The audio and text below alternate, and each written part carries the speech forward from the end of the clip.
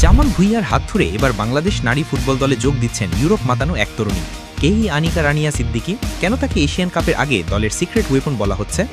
এশিয়ার ফুটবলের সবচেয়ে বড় আসর এশিয়ান কাপ, আর এই টুর্নামেন্টের মূল পর্বে খেলার আগে নিজেদের শক্তি বাড়াতে মরিয়া বাংলাদেশ নারী ফুটবল দল, যেখানে গ্রুপ পর্বে চীন, উত্তর কোরিয়ার মতো শক্তিশালী প্রতিপক্ষের মুখোমুখি হতে হবে ঋতুপর্ণাদের। সেখানে দলের আক্রমণ ভাগে ধার বাড়ানোটা এখন সময়ের দাবি।